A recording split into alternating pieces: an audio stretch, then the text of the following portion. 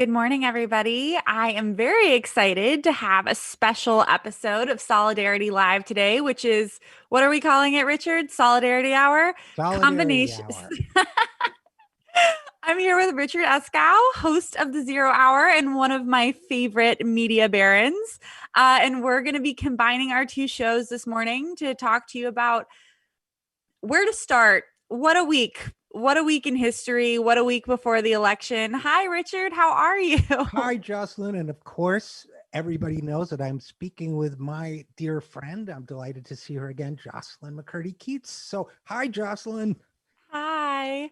So, did you hear that the president got coronavirus this morning? Apparently, that was the news I No, woke get up this out. morning. That can't be true. But he's been so careful. I don't understand. You know, we wish the president and the first lady the best, a speedy recovery, as we do to everyone who's suffered from this disease, including the many thousands who've suffered needlessly from this disease because of mismanagement and dishonesty at the uppermost levels of government, right? Absolutely. I mean, legitimately, it's a bizarre thing, right? Because you don't want to victim shame people who get COVID because the reality is Right. tons of people have been incredibly careful and still get infected. But it is a little surreal when you see the guy who is just mocking his political opponent for not wearing a mask to, get it a couple days afterwards. Yeah, and obviously the president of the United States is a different case, but I have a very honestly empathetic reaction even to people who are MAGA types who get Mhm. this disease. They've been misled, they've been deceived, they don't have the proper facts, and being ignorant or even belligerent, it shouldn't be, a speedy recovery. Of course, as you and I are talking, Jocelyn, 207,000 people in this country have not recovered, have died. Um, it's incredible to think about the fact that 3,000 people died on, and I'm not the first, obviously, to make this, but 3,000 people die on 9/11, and we change our way of life forever. 207,000 people die, and there are a lot of people who still won't even put on a mask, and there's still political leaders who tell them they don't have to put on a mask. It's just unbelievable. So It's a very bizarre time to be alive because Alex and I discuss this a lot. The really great news here is if you take certain precautions, if you wear a mask, if you pick your quarantine carefully, you're probably okay. You think we would be rejoicing in that information instead of resisting it. Like, isn't that great news? All you got to do is put on this mask, make it a bit of a fashion statement, and you're probably fine. Why? What is the resistance to that? I don't get it. well, obviously it goes into, actually it's a really interesting question, Jocelyn, because to me, the it goes back, and people make fun of, and I get it, people on our side of the political spectrum make fun of people because they say I'll do anything to protect this country, and then when someone says, well, gee, put this piece of cloth on your face, they say no way. So and I get it, it seems like a contradiction to people, but this country's culture, going back to the before the founding of the United States, has been, nobody tells me what to do. I mean, it's Mhm. in a way it's silly. It's like you're not the boss of me. It's our founding creed, but there's a lot to that, and it ties into our feelings about, as a country, about guns and individual liberties and all that. So people aren't thinking about mutuality or protecting one another or community. They're thinking, this dictatorial government is not going to tell me to wear a mask. And in this case, sometimes it's just silly, but in this case, it's tragic because a lot of people, Yeah. including people who follow that, like Herman Cain, aren't surviving. Right. And, it points out a deep seated problem in our culture, I think. I think you're right. And all right, Richard, this is going on our to do list of social problems to solve. Okay. All right. Because, I mean, it's not, unfortunately, a lot of these political problems are reinforced by cultural problems. And this toxic individualism where we are resistant to even the most basic social norms that would do so much for each other. I'm with you. I do not enjoy seeing MAGA types fall dead. Like there's this trend on the internet Right, of, oh, he didn't want to wear a mask. Now he's dead. Like, okay, I don't think you should die for that. right, right. I think it's less than advisable that you feel that way, but I certainly don't wish death upon my political enemies in that case. Yeah, it's amazing. I mean, it's interesting that this conversation is going this way, Jocelyn, but it's amazing how many people on our side do get into that. And and I go back to, the prominent Democratic pundit and blogger who shall remain nameless, but who wrote when miners were losing their black lung benefits, about to lose them, wrote, well, it serves them right for voting for Trump. And I just thought, that if you know anything about what black lung does to you and how it kills you, it's the most horrible thing in the world. To wish that on people, I would like our side, broadly speaking, right? Liberals, Democrats, leftists, as socialists, everybody kind of on our half. I would like all of us to be thinking more in terms of, and I've had this argument with congressmen and women and everybody else, to be thinking more in terms of our personal responsibility to persuade. Those people feel that way because we failed to make our case. So we got to do better. That's why I'm so supportive of people in states like West Virginia, Stephen Smith running for governor, or Kathy Kunkel running for Congress, and elsewhere around the country. We've got to do a better job going to those places and saying, this is why we need to work together, rather than just pointing the finger. Well, what did you, the third person, what did you do to help those people? And how can you think that just because they don't agree with you politically, maybe haven't even heard your point of view, that they deserve to die? It's just a horrible way to think. It's tribalism. It's the very thing that they're condemning, and rightfully, on the other side, they're reflecting themselves, which is kind of tribalism. Well, and it's really interesting you say this because this is the tension, the political tension we're facing right now on the left. If it terrifies me that anyone would say that anyone deserves to die of black lung. Like that's Right. disgusting to me. When you said that, I was like, ugh, visceral reaction. If our case is that we are the party of empathy and we're the party Right. of human rights, that means we have to be holding ourselves to a higher moral standard. And it doesn't mean we can't play hardball politically, but it does mean that we're not supposed to engage in a type of like sinister classism that results in not making any kind of attempt to see where people are coming from. Because not all people on the other side are created equal. Some Well, people, yeah, they're people, right? I mean, I had this argument with my mother many years ago, who was like the world's greatest leftist activist, which was really interesting because before my parents divorced, she was like the wife of like a, prominent local official. And she always looked like super waspy and preppy and, had the pearls and the brooch or whatever, it's cameo brooch, whatever. But she was like a hardcore socialist lefty. And so she became an activist. But we had this argument because she said, I'm tolerant of everything except intolerance. And I said, well, you should be tolerant of intolerance also, because unless it's outright fascism or racism or whatever, if people just don't understand how the world works and what mm-hmm. humanity is, rather than hating them, we should try to reach out to them and see their humanity. That's Martin Luther King understood that. Gandhi understood that. A lot of people understood that, but she was like, nope.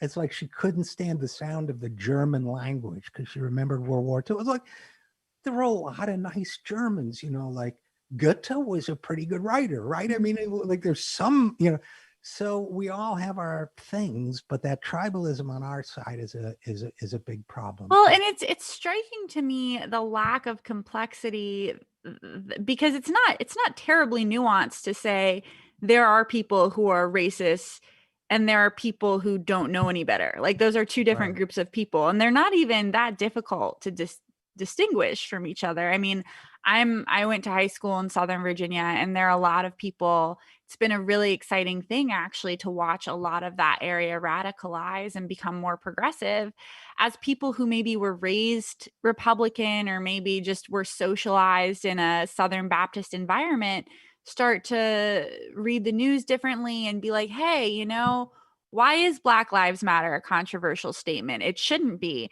And it's been very exciting to watch that evolution happen where I'm from and in many parts of the country. And we need to be open to that on the left. We need to be persuading, we need to be charismatic. I find it very strange, especially from privileged white people, this idea that it's not our job to be persuasive. Like, yes, it is. That's what political organizing is. It is our job to be Right. persuasive. Thank you. It's like these privileged people who say it's not my job to educate them, and I say, oh, but it is your job to judge them, right? So you sit in the loft. No, thank you for that, because it's that, and that was my main. I actually wrote about that blogger who made the West Virginia comment, because and basically the summary of it is, you know what, if you don't want to bring people around to your point of view, if you don't want to talk to people who disagree with you and maybe convince a few of them to agree with you, then you know what field you shouldn't be in? Politics. Thank you. Someone said it. Yeah, Seriously, someone because said it. that's it. I had that somewhere. There's tape, and it, we thought we were done with the interview, but the person kept the recorder rolling with a very like well-known member of Congress who was in 2010 saying, "Well, these young people, they just don't want to vote Democratic." And I actually, I said, I beg you to change your attitude, because Mhm. that comes across, whether it's young people, whether it's people of color, whether it's poor whites, whatever it is. If you look down on them for not already supporting you, then you're not going to get them, number one. And number two, you should understand that if you're a politician, that's a sales job. You don't get to say, my customers are stupid. You have to go out there. If you didn't make the sale, if you lost the election, you didn't make the sale. It's Oh not the my debate. goodness. My heart. Richard, you are so right. I am loving this is starting to feel more like therapy than a show. Yeah, exactly. That's how and I deal with this all the time. Exactly. We have this toxic trend of shaming voters, of okay, so here's a fun anecdote. So I was a waitress in my early 20s. And part of that, the financial insecurity is like I was switching addresses a lot. Do you know how difficult it was to register to vote and how many elections I missed for logistical reasons? Because it was like unclear where I was registered and Right. it was unclear how to Hello. get a ballot. And we love to shame non voters. Like, I have literally had elections I didn't vote in because I didn't have ID. It's Right. and people don't realize how easy that is. So now, I'm in a situation where I have a lease, I have an apartment. It's very easy for me to register to vote and get my ballot. Simple. That was not always the case. If you have roommates, if you're switching houses a lot, if you're housing insecure, if you're financially insecure, there are so many things that can make the basic act of voting very inaccessible. And the lack of empathy for that is shocking to me. Yeah. Shouldn't we And as progressives be like trying to make sure that doesn't happen? and if you're, oh, don't even get me started on that. But if you're a single mom, even in a normal year, if you're a single mom living in East St. Louis, working at a fast food restaurant where they change your shift every day, they call you on Tuesday night and Yes. say, okay, you're working the evening shift on Wednesday, and they call you Wednesday night and they say, okay, you're working the morning shift tomorrow. If you're that person, and by the way, you now have to take a bus and change 3 times and it takes you 2 hours to get to your polling place, you better give that single mother a damn good reason to do all that and maybe miss a day of work when she can't afford to lose the money.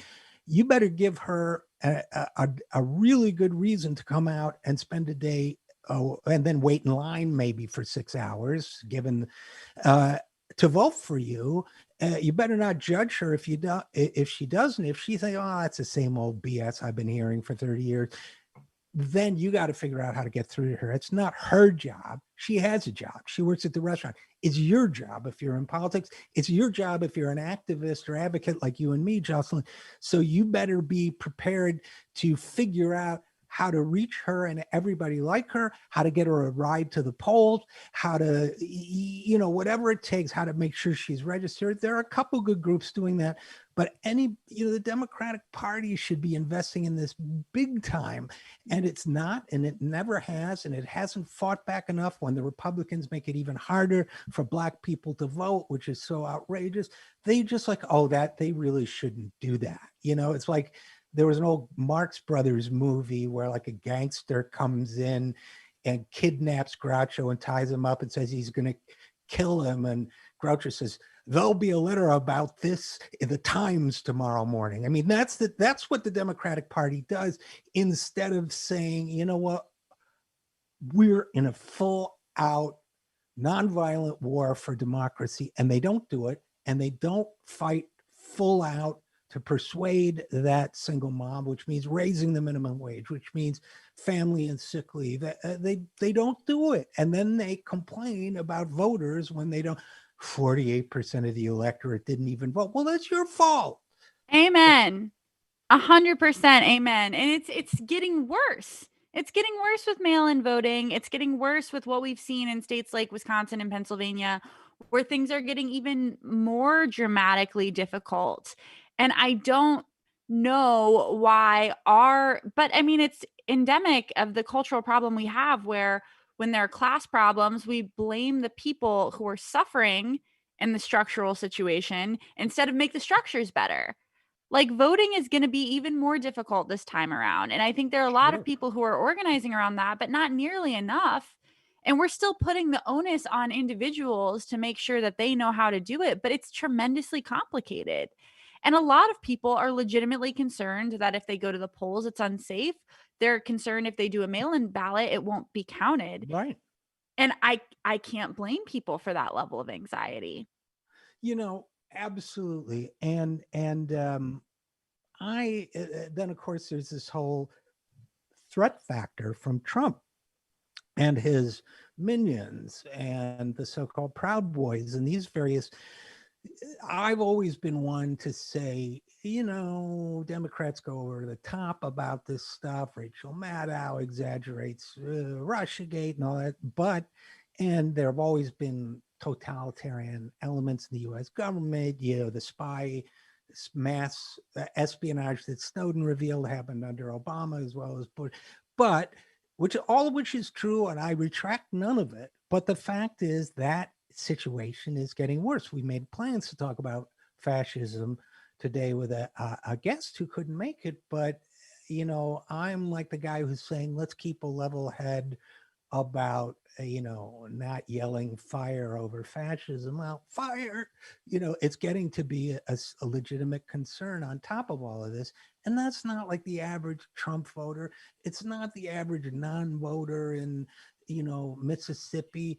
It's a hardcore minority of the Yes. public, but they're Yes. capable of doing enormous damage, destabilizing democracy. It's always a small percentage that undermines the whole system. And it's not like we have democracy now. We have at best an imperfect democracy, but they could undermine even the small amount that we've got. So I'm definitely worried about that, and worried about we don't know how.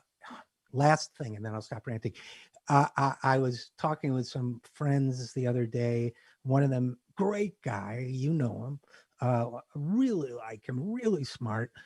But it's just a few weeks ago. A Democratic consultant, and he said how did he put it? All the fundamentals are in our favor, meaning the Democrats' favor for November 3rd. And I just like these. What fundamentals? You mean all the fundamentals of how elections go during a pandemic when you have a Right. totalitarian president and civil violence and people shooting each other in the streets, Plus, everybody has to do it mail in, and they're deliberately already challenging the legitimacy of the outcome. You mean those fundamentals? Because I don't think we know what they are. So, end of rant is even now with Trump sick and Trump blowing it at the debate, which I think he did. Um, I don't take anything for granted. I think that is really intelligent. And I think that we need to, God, I can't get over what you just said. I mean, if you want to, this is a sales job. This is a sales job for our democracy. And we as Democrats need to show up every day, one day at a time, and not take anything for granted, not get lost in chutzpah or being condescending or anything which is going to result in alienating the people that we need, whether it's our own base, which it's been shocking to me the extent to which we've decided to alienate our own base over the past year, or Yeah, people no who are kidding. just unpersuadable or uninvested. And, but, the thing about the pandemic, like, does it strike you as crazy that we now have a president and a first lady and whatever Hope Hicks is, uh, positive for coronavirus and still no meaningful coronavirus relief package? That's shocking, right? Yeah, well, it is and it isn't because remember, all these people, and Trump pretends to be different than other Republicans. He's not that different, except for the like open hate. I like to say Trump is the id of the American elite, Yes. but he they hate the federal government, and they basically want it to go away. And that's like kind of a spectrum of people that ranges from Mitch McConnell to like the Bundys, right? I mean, they just hate the federal government. And so, like, to address this effectively, the federal government has to step in and be decisive. And their attitude, I think, literally, if they had to put it this way, is I'd rather die. I'd rather Yes. die than have a strong federal government. Trump, I think his attitude, I don't, he's like, some feral creature or something. It's hard to plug into his brain, but he definitely doesn't want to put in the work. I think that's one Democratic accusation, 100% true. I think he's just lazy, but I also think he doesn't, he's picked people who don't want to take decisive action. He doesn't think the government should take decisive action. I don't think this will change his mind. Boris Johnson is the closest thing to Trump on the world stage. He was really sick.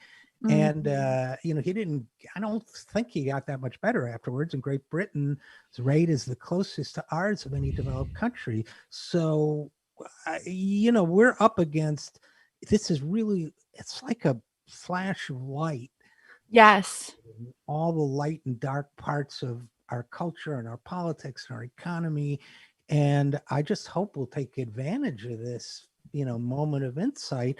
Trump won't, but I hope the rest of us will. I'm not encouraged. I mean, I don't think the Democratic Party has come out and said everybody needs $2,000 till this is over, or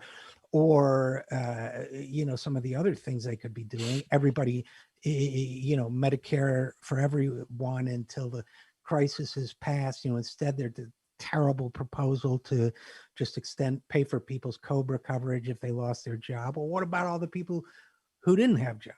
And even with COBRA, to go to see the doctor is hospital, much less is expensive. Excuse Well, me, have you much less had go to to the hospital. go to the doctor since COVID? Because it's complicated.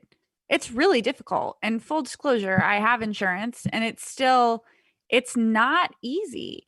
And there are startling and staggering numbers of rates of coronavirus in homeless communities Right? No and kidding.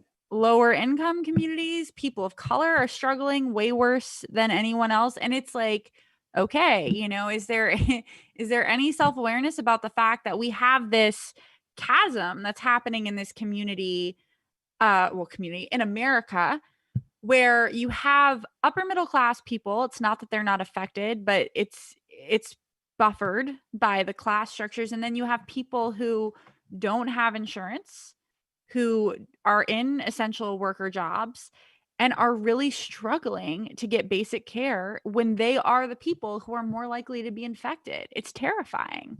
No, it's completely terrifying. So I haven't told this story yet, but I was really sick for 2, 3 months, starting in about March of this year, and we didn't know what it was. It was like, I have asthma and stuff, so, and I have this blood disorder where, I'm I got to be careful. And I got really sick, and I couldn't breathe, and I was coughing. I didn't have a fever, so it didn't fit the COVID pattern, but I could barely walk to the refrigerator. I was a mess, and I needed a pulmonologist, and I couldn't get one Oh for like no. 3 weeks. And I tried everything, and I mean, I know how to work the system. I used to work for insurance companies. I couldn't get anybody. And finally, like the husband of a woman I went to high school with, she's a doctor. Her husband is a pulmonologist. He talked to me on the phone. He was, in New York. I'm in DC, but and he basically said, he talked about what to do and what it probably was, and but he couldn't prescribe for me. And then I said, and as far as this new disease is going, I guess I shouldn't. He said, don't. And I said, what you mean? Don't get the coronavirus? He said, don't even finish your sentence about the coronavirus. You'd be a dead duck until this thing is under control. And it was another 2 weeks before I could even see anybody. And finally, now I'm like taking all these expensive like maintenance injections and stuff, and it took care of it. But it was, if I had all that trouble getting to work the system, imagine if somebody, even if they have insurance, but they're working 2 jobs to make ends meet, and they're, you know what I mean?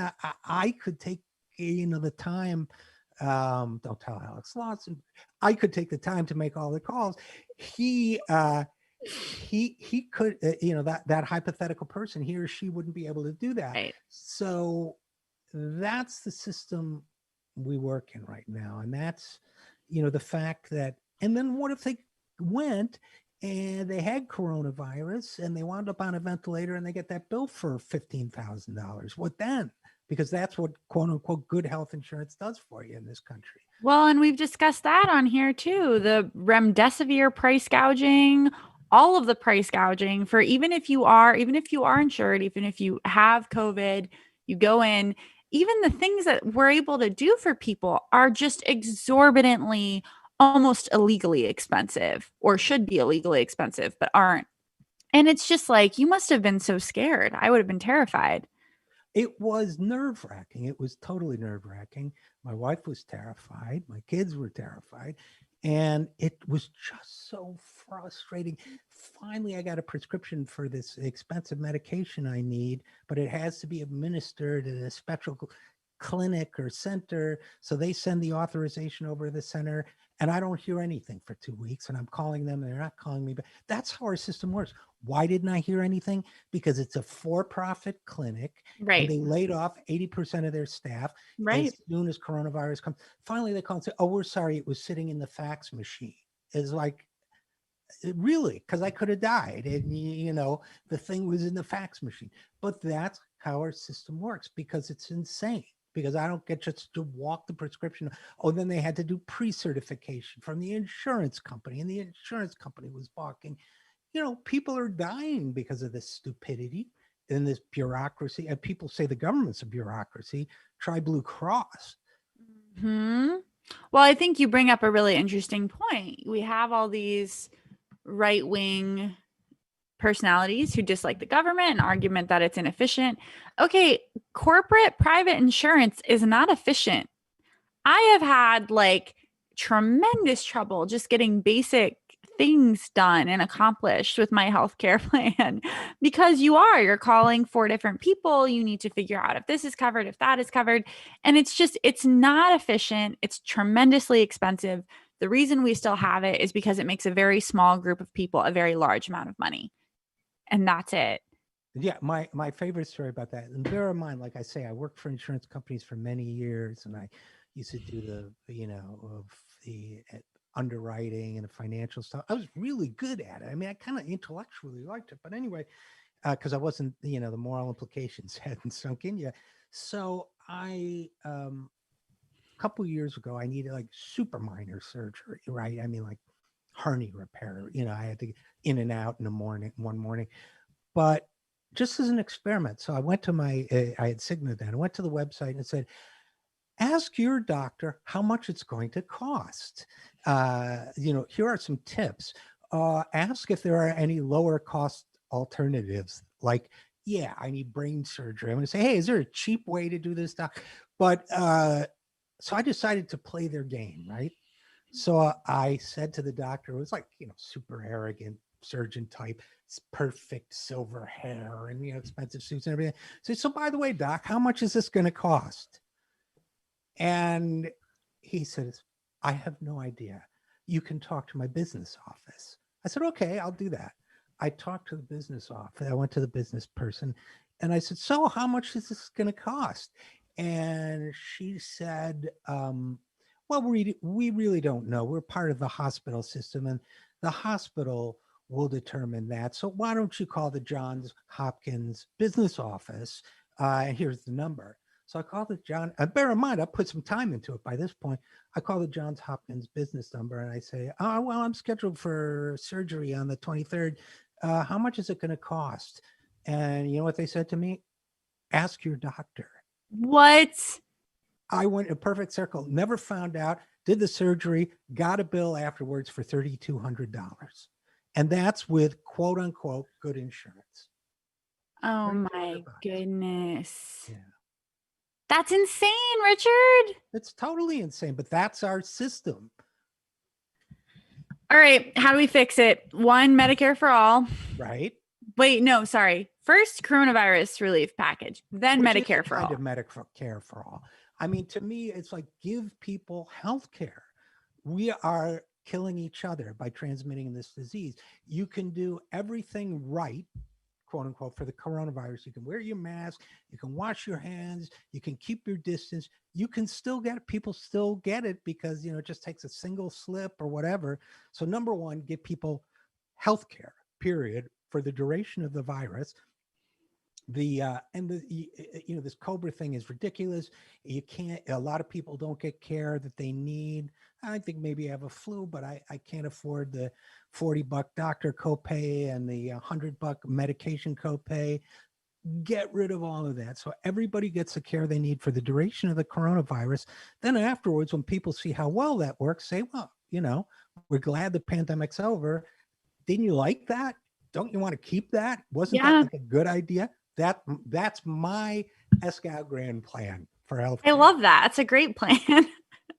Well, and in terms of the economic implications, I mean, the one $1,200 stimulus check is shocking. I mean, I perhaps optimistically thought that the HEROES Act was going to pass and we were going to have a second round of stimulus checks.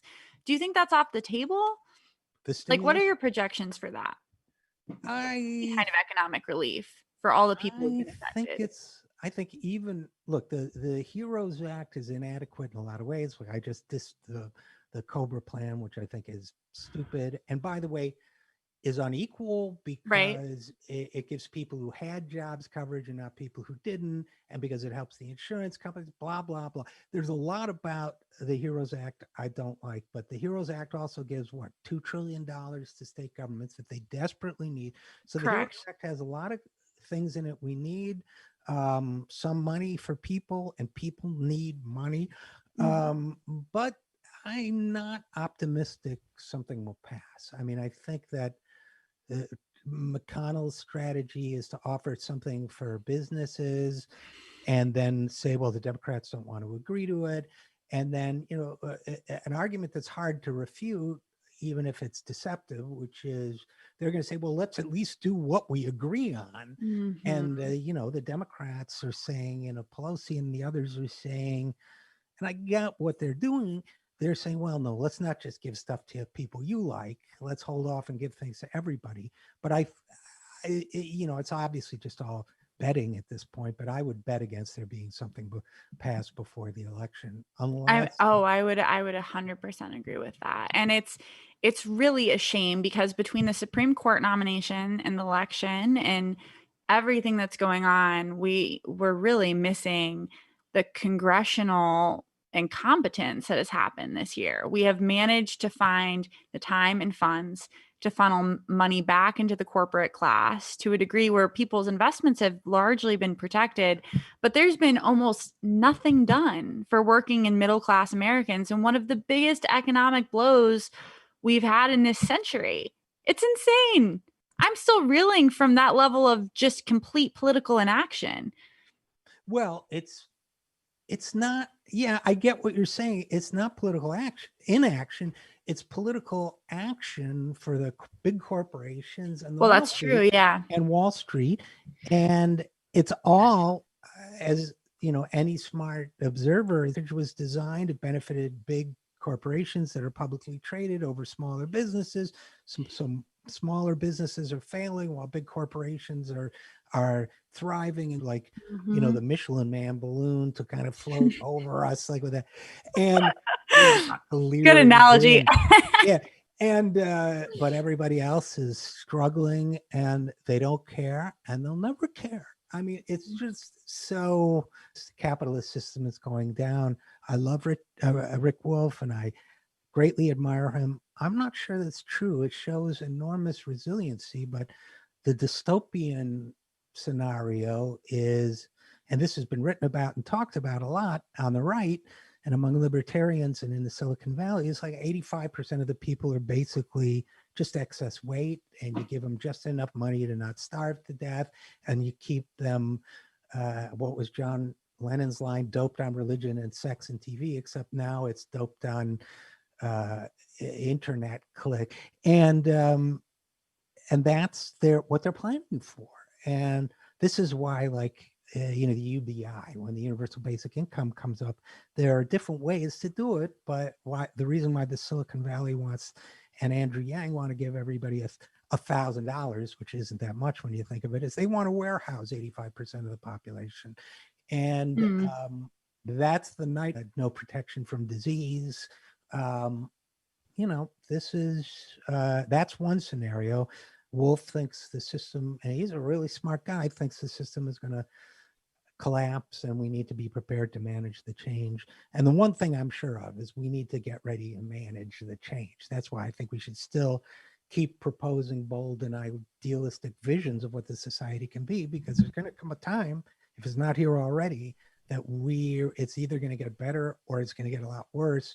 And we better like try to stack the deck in favor of improvement and not, dystopia. So Well, I'm all in favor of the better vision personally. really, I kind of saw you as a dystopia type, but okay, let's get Yes, let's better. just Yeah, like destroy everything. Why not? Could be fun. right. Burn it. There are those people, There was a study, I've written about it a couple times. I'll write about it again. There was a political science study done, published in 2018, showing the way the scientists, researchers put it, is their conclusion was that roughly 40% of the electorate large down the democratic cosmos.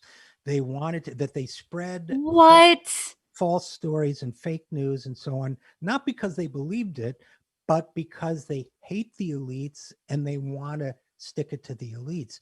It makes a lot of sense to me. Of course, what they didn't say, but I say, is can you blame them? I mean, Yeah. they've been screwed over for generations, for decades, and yeah, they want to get back at somebody. They want to get back at the people who did this to them.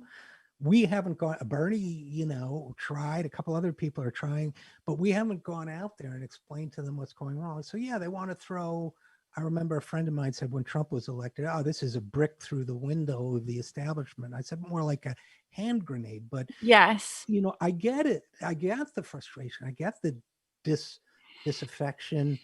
And there's a side of me that when I first read that phrase, burn down the political cosmos, I was like, yeah, that kind of sounds good. And I don't really feel that way, but I get the anger. And we got to start speaking to that. And I have no idea how I got off on this tangent, but I just end it by saying, Jocelyn, that I worked for Bernie. I was one of his first hires in 2015 for the campaign. And, when I talk about respecting like conservatives or, white rural Trump voters or whatever, it's not from a place of like, oh, let's be a moderate and try to Yes. appease them.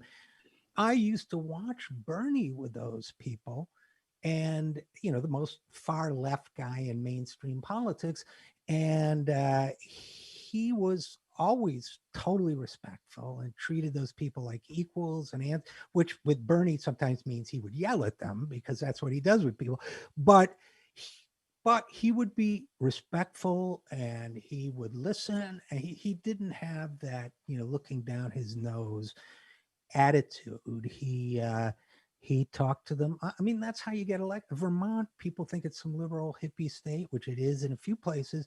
It's a rural, gun-toting, uh, country folk state. But he won enough of those people over by being real and by listening in town halls and stuff. And I think we need to be doing a lot more of that. I don't think it's the only thing we need to be doing, but I think we ought to be going out there and saying, your family farm's gone bankrupt after 6 generations. That sucks. What can we do about it? Everybody in half the people in your town are addicted to opioids. By the way, I've lost a close family member to opioid addiction, so I don't take it lightly at all. Very young too, but we need to start, it's personal with me, so we need to start addressing these issues respectfully and honestly, and saying we're going to do something about it that makes a difference. I mean, in Tennessee, rural Tennessee, they loved the Democratic Party and FDR for what, 50 years because of the Tennessee Valley Authority. You lay some rails, provide some jobs, build some housing, get people above subsistence existence. They'll know and they'll appreciate it. I think that's absolutely correct. Yeah, so we're gonna have to close out a little early. We're having some Wi-Fi issues Oh, that really? are messing up our stream, but I just What's want to. that? What's happening? I'm curious. Let our audience. Is it me? No, it's not. It's not you, Brad. Right. Right. I see. See, this is classic me, by the way. Now you've had another insight to my personality. It's not you, it's me. The what, did I do something wrong? Is No, it it's my not you. It's not you. Wasn't trying to call Brad out like that, but hey, why not? hey, nobody's So perfect. yes, we have to wind down a couple minutes early, but this has been a wonderful 50 minutes of the Solidarity Hour. Richard, do you have any closing thoughts? Just that it's wonderful to see you, Jocelyn, and I'm so glad that I was asked to step in and do this. I've really enjoyed it. So thanks. No, thank you so much. We should do this again, actually. I've really enjoyed it. Anytime. Thank you so much, you guys, for being with us. And please, like as we were discussing, make sure you're registered to vote. And when you help other people register to vote, please be nice because you do not know what barriers they're dealing with. Have a great weekend, and we'll see you next week.